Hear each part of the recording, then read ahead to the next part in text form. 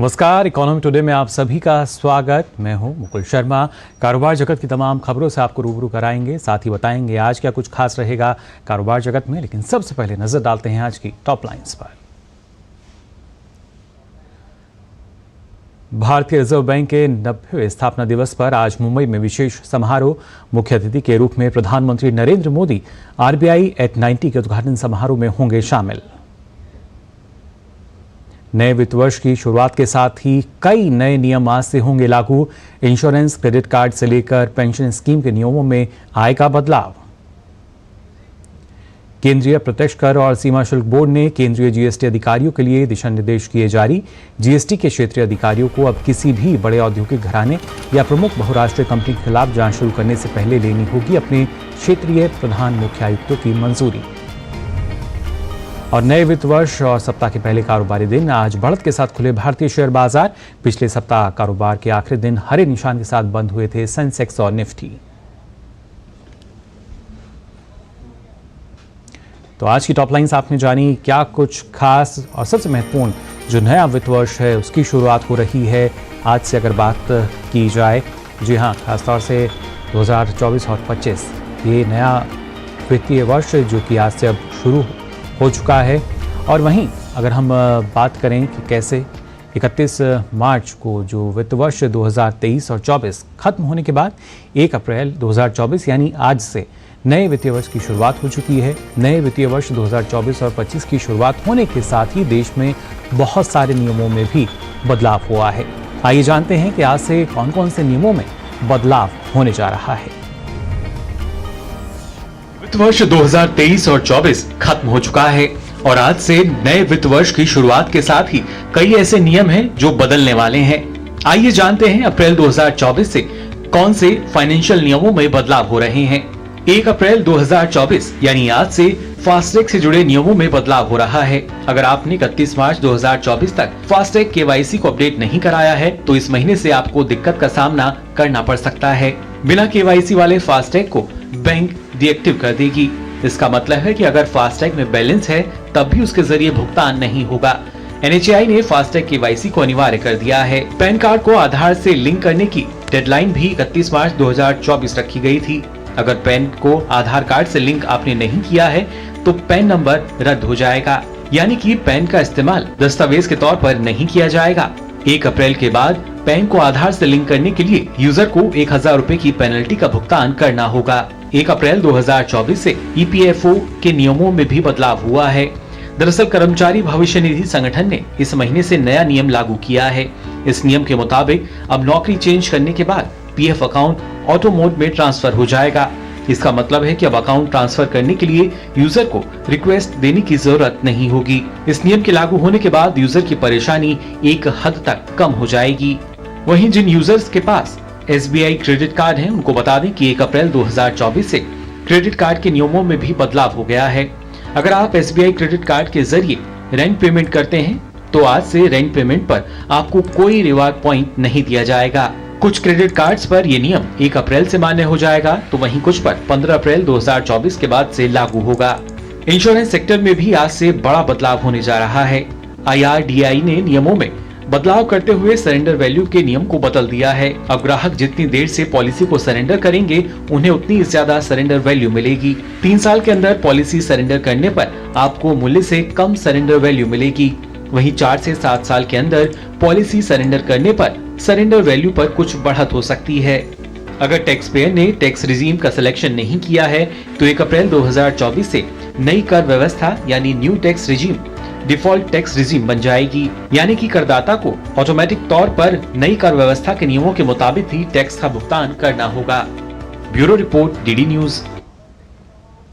तो खासतौर से इस जो नए बदलाव हो रहे हैं, जो नए नियमों में बदलाव है, इसमें नई टैक्स रिजीम की भी बात कही जा रही है। वहीं वित्त मंत्रालय की ओर से सोशल मीडिया X पर जानकारी साझा की गई है और कहा गया है कि कुछ सोशल मीडिया प्लेटफॉर्म पर नए कर व्यवस्था से जुड़ी भ्रामक जानकारी फैलाई जा रही है। इसलिए स्पष्ट किया जाता है कि 1 अप्रैल से इनकम टैक्स स्लैब में कोई नया बदलाव नहीं आ रहा है। धारा 115 BAC पढ़ी के तहत नई कर व्यवस्था को वित्त अधिनियम 2023 में पुरानी कर व्यवस्था जो कि छूटों के बिना थी उसकी तुलना में पेश किया गया था। और ये आप देख भी सकते हैं किस तरीके से जो नई कर व्यवस्था कंपनी और फर्मों के अलावा अन्य व्यक्तियों के लिए लागू है, यह वित्तीय वर्ष 2023 और 24 से डिफॉल्ट व्यवस्था के रूप में लागू है और इससे संबंधित निर्धारण वर्ष 2024 और 25 है। नई कर व्यवस्था के तहत कर की दरें काफ़ी कम है। हालांकि पुरानी व्यवस्था की तरह विभिन्न छूटों और कटौतियों का लाभ इसमें नहीं मिलता है और इसी वजह से ये कहा जा रहा है कि इसमें बदलाव हो रहा है। नई कर व्यवस्था डिफॉल्ट कर व्यवस्था है। हालांकि करदाता पुरानी या नई व्यवस्था को चुन सकते हैं जो उन्हें फायदेमंद लगती है। निर्धारण वर्ष 2024 और 25 के लिए रिटर्न दाखिल करने तक नई कर व्यवस्था से बाहर निकलने का विकल्प उपलब्ध है। बिना किसी व्यावसायिक आय वाले पात्र व्यक्तियों के पास प्रत्येक वित्तीय वर्ष के लिए कर व्यवस्था चुनने का विकल्प होगा, तो वे एक वित्तीय वर्ष में नई कर व्यवस्था, दूसरे वर्ष में पुरानी कर व्यवस्था चुन सकते हैं और इसके विपरीत भी।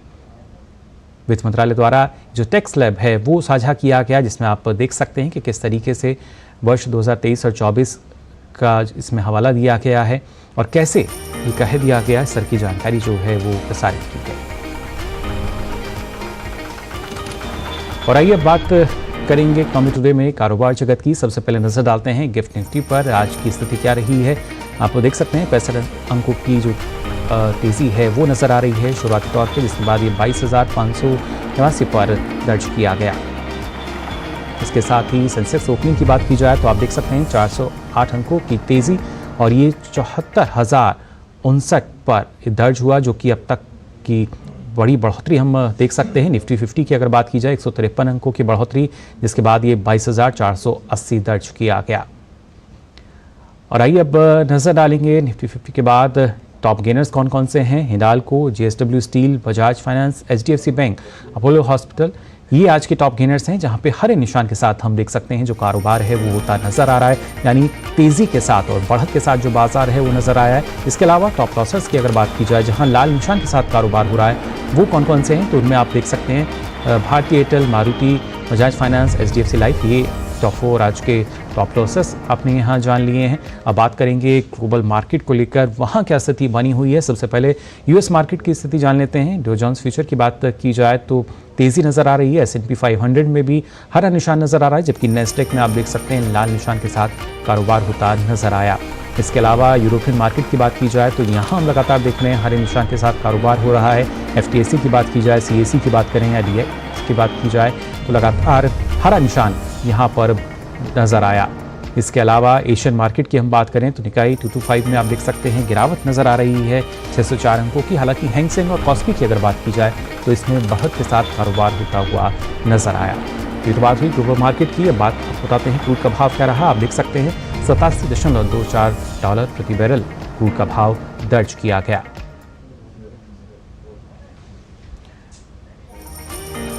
तो जाना आपने क्या कुछ खास आज के कारोबार जगत की अगर बात की जाए।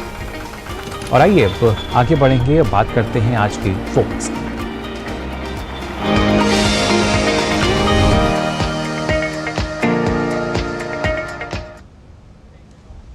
आरबीआई आज अपना स्थापना दिवस मना रहा है, जिसके तहत आरबीआई एट 90 का आयोजन किया जा रहा है।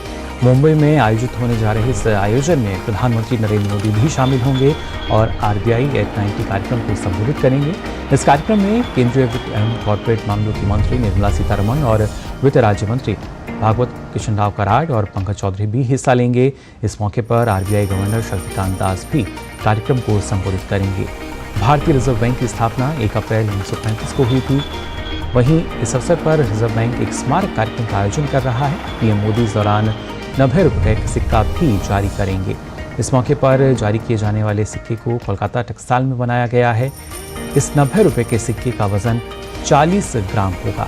इससे पहले भी 1985 में रिजर्व बैंक की स्वर्ण जयंती पर और 2010 में रिजर्व बैंक की प्लेटिनम जुबली पर स्मारक सिक्के जारी हो चुके हैं। इस 90 रुपये के सिक्के का अनावरण होने के बाद इस सिक्के का अंकित मूल्य से अधिक प्रीमियम पर इसे बिक्री किया जाएगा। तो आज आरबीआई का स्थापना दिवस है। माननीय प्रधानमंत्री जी की नोट एड्रेस दे रहे हैं, माननीय वित्त मंत्री जी भी इसमें पार्टिसिपेट कर रही हैं और एक स्पेशल एड्रेस दे रहे हैं और बहुत सारे डिग्निटरीज भी इसमें पार्टिसिपेट कर रहे हैं। वो मुंबई में हो रहा है और ये जो 98th ईयर है, यानी कि 2000 फाइनेंशियल वित्त वर्ष 2024-25, इसमें हम बहुत सारे इवेंट्स ऑर्गेनाइज किया गया है। और इस जिसमें कि मेन है 2 इंटरनेशनल कॉन्फ्रेंस हम अरेंज कर रहे हैं देश भर। बहुत जगह में हम financial inclusion, consumer education, consumer protection, इस सब चीजों में बहुत हम कैंपेन वगैरह करेंगे। स्टेट हेडक्वार्टर्स और छोटे छोटे टाउन्स में भी इवेंट्स ऑर्गेनाइज करेंगे। तो आरबीआई गवर्नर शक्तिकांत दास जानकारी ददे रहे थे कि आरबीआई एट 90 में किस तरह के जो कार्यक्रम हैं वो आयोजित होने जा रहे हैं। और इस पर और ज़्यादा चर्चा के लिए हमारे साथ 2 खास मेहमान जुड़े हैं, उनका परिचय आपसे कराने हमारे साथ डॉक्टर चरण सिंह जी जुड़े हैं, प्रख्यात अर्थशास्त्री और सीईओ हैं ईग्रो के, और साथ ही मोहन वी टकसाली जी जुड़े हैं जो कि पूर्व CMD central Bank of India और पूर्व कार्यकारी इंडियन बैंक एसोसिएशन से हमारे साथ हैं। आप दोनों का बहुत बहुत स्वागत इकोनॉमी टुडे में। सबसे पहले यहाँ आपके पास आना चाहूँगा डॉक्टर चरण सिंह, जिस तरीके से एक अलग ही लेगेसी है अगर जब हम आरबीआई की बात करते हैं, और क्योंकि आज स्थापना दिवस वो मना रहा है, 1935 से शुरुआत हुई, जिन उद्देश्यों को लेकर हम चले थे और उसमें कई नीतिगत बदलाव लगातार होते देखे गए, किस तरीके से आप देखते हैं आरबीआई को? रिजर्व बैंक ऑफ इंडिया एक बहुत ही आला इंस्टीट्यूशन है। मेरा सौभाग्य है कि मैं उसमें नौकरी कर चुका हूँ 1984 से लेके 2012 तक, तो अंदर और बाहर दोनों जगह से उस संस्था को देखा है जी। तो मैं ये कह सकता हूँ कि हमारे देश की एक प्राइड है। इसके अंदर जो हमारी नीतियां हैं, खास करके जो प्राइस स्टेबिलिटी है, और उसके साथ जो आजकल हम लोग बात करते हैं फाइनेंशियल स्टेबिलिटी, ये रिजर्व बैंक ने अपने आप में ही बहुत पहले से शुरू कर दी थी, जब दुनिया भर में फाइनेंशियल स्टेबिलिटी की बात भी नहीं हो रही थी। और जब एशियन क्राइसिस हुआ था, इन्होंने उसको अडॉप्ट कर लिया था।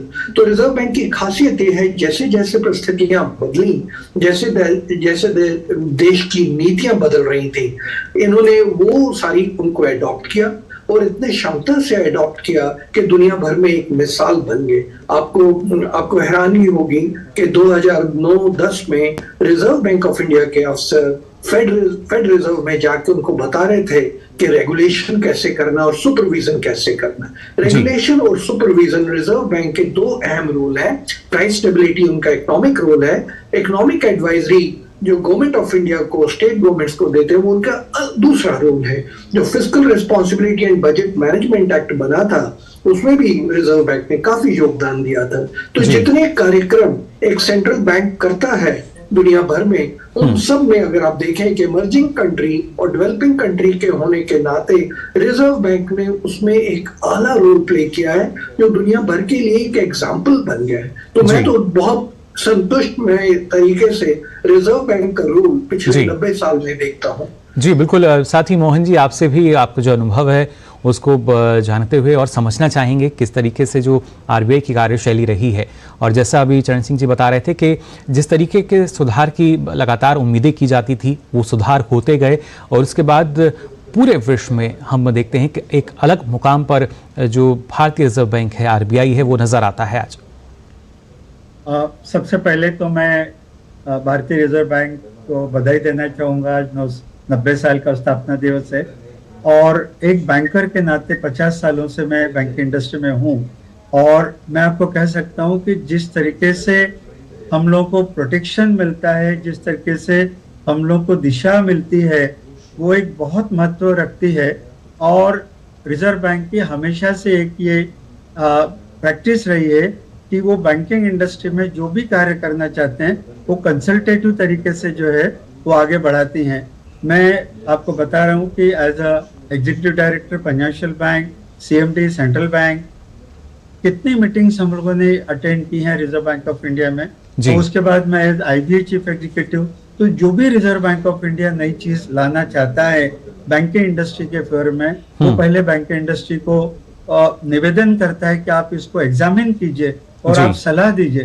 तो जिस तरीके की flexibility Reserve Bank of India ने ऑल थ्रू दिखाई है to ensure that the financial sector जो है वो स्टेबल रहे और स्थिर रहे, इसके साथ मैं सबसे ज्यादा जो तारीफ करना चाहूँगा फाइनेंशियल इंक्लूजन का जो इन्होंने शुरुआत 2005 या 6 साल में की थी, उसका आज परिणाम है कि आज हम लोग कह कि भारत जो है वो वाकई में फाइनेंशियली इंक्लूसिव है। और सोने में सुहागा 2014 में भारतीय जो हमने प्रधानमंत्री जनधन योजना, पेंशन योजना, बीमा योजना, और उस वक्त मैं इंडियन बैंक एसोसिएशन का चीफ एग्जीक्यूटिव था, और मुझे बहुत गर्व है कि हमें इतना सपोर्ट और इतना गाइडेंस मिला है। और उसी दरमियान जो है मैं इत्तेफाक से 2007 में पेमेंट एंड सेटलमेंट कमेटी जो पद्मनाभन साहब के अंडर में थी उसका भी मेंबर था, जिसमें से एनपीसीआई पैदा हुआ और बाद में 2015-16 में यूपीआई। इस सारी जर्नी में मैं रिजर्व बैंक के साथ रहा हूँ। बिल्कुल, कई उपलब्धियां ये रही हैं। नमन है इन उपलब्धियों के लिए, शत नमन है जी। बिल्कुल। साथ ही एक चीज ऐड करना चाहूंगा मैं कि जब मैं as a CMD central Bank of India विदेश में जाता था तो मुझे ये बताना पड़ता था कि मैं सेंट्रल बैंक ऑफ इंडिया मतलब रिजर्व बैंक का सीएमडी नहीं हूँ, मैं कमर्शियल बैंक का सीएमडी हूँ। जी, शुक्रिया। तो देखिए, लगातार हमारे साथ जो दो खास मेहमान हैं वो जुड़े हुए हैं और यहाँ मोहन जी भी बता रहे थे किस तरीके से उनका अनुभव रहा है। और साथ ही साथ चरण सिंह जी, अगर देखा जाए, क्योंकि अभी तक जो आम जन है वो ये जानता है कि चाहे 1 रुपये का सिक्का जारी करना हो या कोई नोट जारी करना हो तो ये काम आरबीआई करता है। लेकिन पिछले 1 दशक में, जैसे कि अभी मोहन जी ने भी जिक्र किया, जिस तरह की जो उपलब्धियाँ रही हैं, फिर चाहे यूपीआई की हम बात करें या किस तरीके से और जो नीतिगत फैसले लगातार लिए गए वो काफ़ी अहम रहे हैं। और उसी के बलबूते, क्योंकि कोशिश और उद्देश्य शायद यही है कि कैसे देश में जो आर्थिक स्थिति है उसमें सुधार हो सके और उसके साथ साथ स्थिरता जो है उस पर पूरा फोकस रहा है।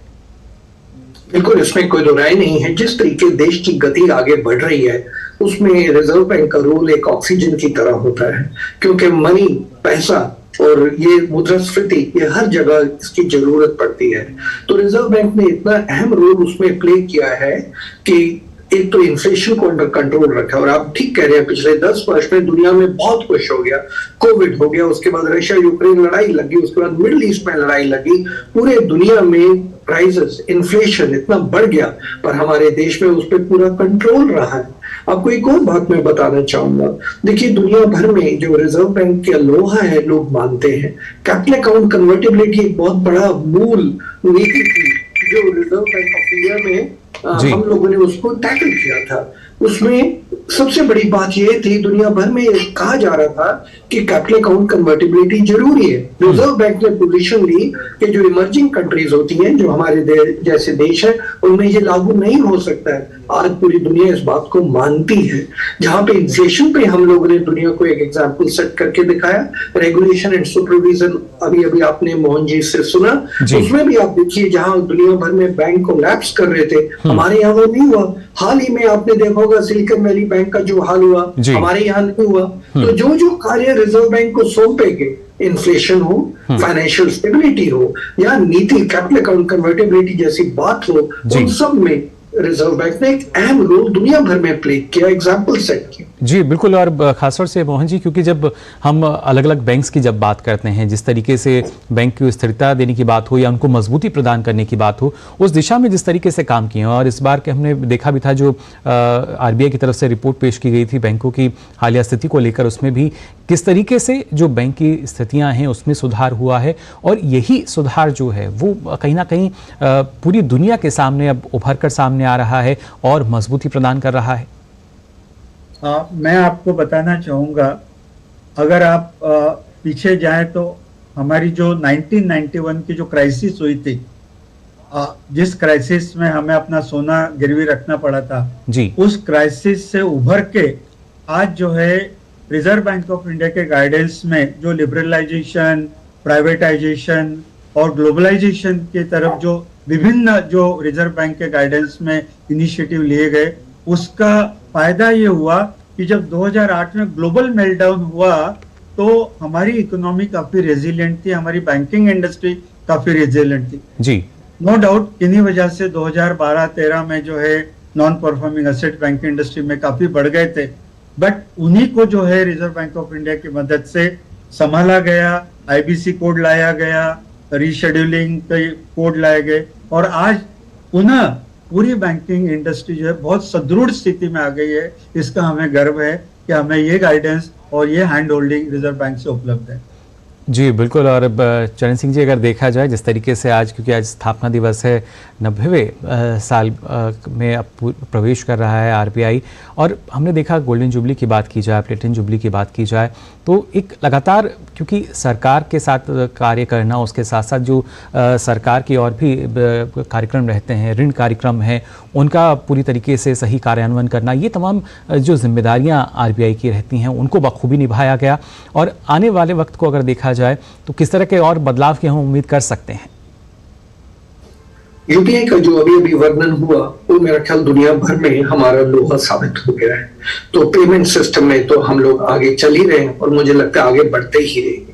उसके बाद आपने देखा होगा कुछ साल पहले क्रिप्टो करेंसी पे बहुत जोर था, रिजर्व बैंक ने उसको बहुत अच्छे तरीके से सुलझा दिया और कहा कि सेंट्रल बैंक डिजिटल करेंसी हम लोग अडॉप्ट करेंगे। तो सीबीडीसी का आपने देखा है पायलट चल रहे हैं और एक्सपेरिमेंट हो रहा है। उसमें अगेन टेक्नोलॉजी और मनी दोनों को रिजर्व बैंक ने मिलाकर आगे बहुत अच्छे तरीके से उसको लेके गए। दुनिया भर में फिर हम अपना एग्जाम्पल सेट करेंगे।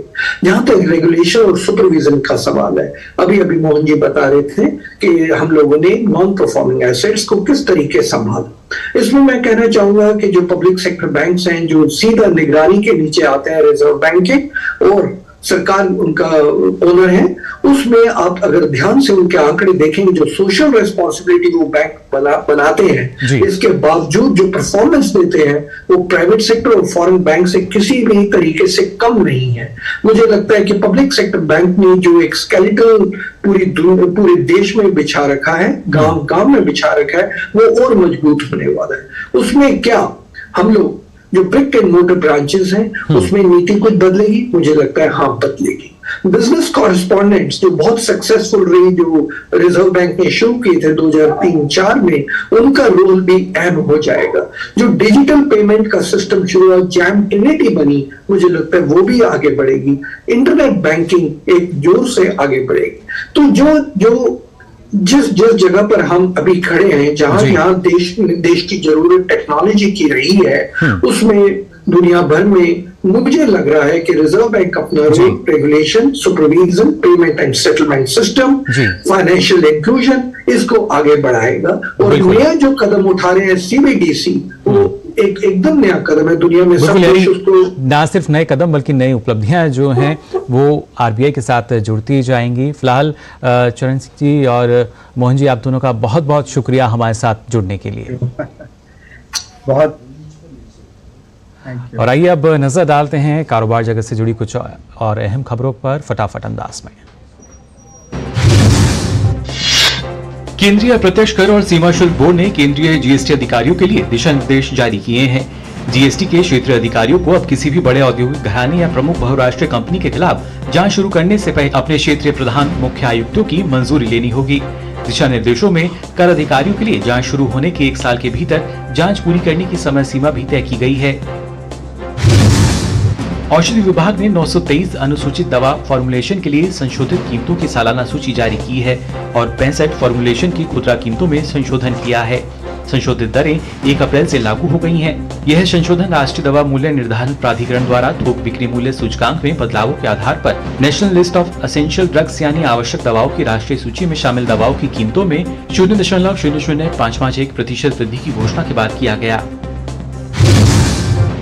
बैंक ऑफ इंडिया को आयकर विभाग की आकलन इकाई से निर्धारण वर्ष 2016 और 17 से संबंधित 1127 करोड़ रुपए का डिमांड बैंक का कहना है कि वह निर्धारित समय सीमा के भीतर उक्त आदेश के खिलाफ आयकर आयुक्त नेशनल फेसलेस अपील सेंटर के समक्ष अपील दायर करने की तैयारी कर रहा है। सार्वजनिक क्षेत्र की बिजली कंपनी एनटीपीसी का कहना है कि उसने वित्त वर्ष 2023 और 24 में 422 अरब यूनिट बिजली का उत्पादन किया, जो 2022 और 23 की तुलना में लगभग 6% अधिक है। कंपनी ने बताया कि उसने बीते वित्त वर्ष में अब तक का उच्चतम वार्षिक बिजली उत्पादन दर्ज किया। 2023 और 24 के दौरान कंपनी के कोयला संयंत्रों ने 77% का लोड फैक्टर दर्ज किया। अदानी टोटल गैस लिमिटेड की पूर्ण स्वामित्व वाली सहायक company Adani total energies biomass limited ने टिकाऊ और हरित भविष्य बनाने के लिए उत्तर प्रदेश के मथुरा स्थित अपने बरसाना बायोगैस प्लांट के फेज 1 का परिचालन शुरू कर दिया है। फेज 3 में पूर्ण डिजाइन क्षमता तक पहुंचने के बाद ये संयंत्र देश का सबसे बड़ा कृषि अपशिष्ट आधारित जैव सीएनजी संयंत्र होगा। फेज 1 के स्थिर होने के बाद यह प्रतिदिन 225 टन कृषि अपशिष्ट और मवेशियों के गोबर को प्रोसेस करेगा और 10 टन प्रतिदिन कंप्रेस्ड बायोगैस उत्पन्न करेगा। भारत की दिग्गज oil company Indian oil corporation of India ने पैनासोनिक एनर्जी के साथ जॉइंट वेंचर शुरू करने की घोषणा की है। कंपनी का कहना है कि वह पैनासोनिक एनर्जी के साथ मिलकर भारत में लिथियम आयन सेलों की मैन्युफैक्चरिंग करेगी। एक्सचेंजों को दी गई जानकारी में इंडियन ऑयल ने बताया कि क्लीन एनर्जी की बढ़ती मांग को देखते हुए कंपनी ने जॉइंट वेंचर किया है। Online food delivery platform Zomato को कर्नाटक से 23.26 करोड़ रुपए का टैक्स डिमांड का नोटिस मिला है। इसमें ब्याज और जुर्माने की रकम भी शामिल है। इससे पहले कंपनी को गुजरात से भी टैक्स डिमांड का नोटिस मिला था। जोमेटो ने इन टैक्स नोटिस के खिलाफ उचित अथॉरिटी के सामने अपील करने की बात कही है। गूगल ने दक्षिण कोरिया में अगले महीने होने वाले आम चुनाव से पहले बड़ा फैसला लिया है। हाल ही में एक नोटिस पोस्ट कर गूगल ने कहा कि वह दक्षिण कोरिया के चुनाव के दौरान राजनीतिक विज्ञापनों का समर्थन नहीं करेगा। यह निर्णय YouTube, गूगल सर्च और गूगल प्ले स्टोर समेत सभी गूगल सेवाओं पर समान रूप से लागू होगा। तो फिलहाल के लिए इकोनॉमी टुडे में बस इतना ही। आगे देखिए न्यूज़ एट 10। मुझे दीजिए अनुमति। नमस्कार।